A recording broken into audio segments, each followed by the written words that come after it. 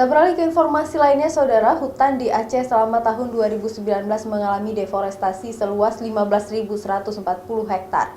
Luasnya kerusakan hutan ini karena pembukaan lahan baru dan pembalakan liar. Tingginya kerusakan hutan berada di wilayah tengah, utara, dan timur Aceh.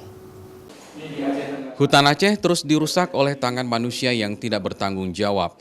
Kerusakan ini dibarengi dengan berbagai bencana alam yang terjadi selama setahun terakhir. Banjir, tanah longsor, kebakaran hutan, tingkat panas bumi meningkat, serta konflik manusia dengan satwa liar yang turun ke perkampungan penduduk ini terjadi karena hutan dirusak.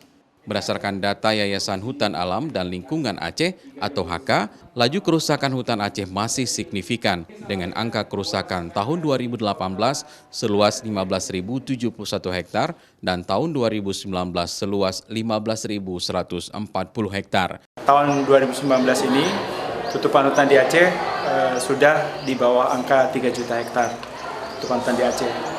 Untuk deforestasi sendiri, deforestasi atau kehilangan tutupan hutannya di Aceh tahun 2019 ini sebesar 15.140 hektar.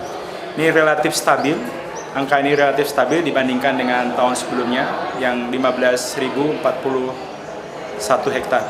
Dengan angka yang sangat signifikan tersebut menunjukkan kerusakan hutan Aceh masih terus terjadi setiap tahunnya. Selain itu, penyumbang kerusakan hutan yang tertinggi di wilayah tengah, utara, dan timur Aceh. Padahal hutan sebagai penghasil oksigen bagi manusia, namun dirusak karena pembukaan lahan perkebunan dan pembalakan liar.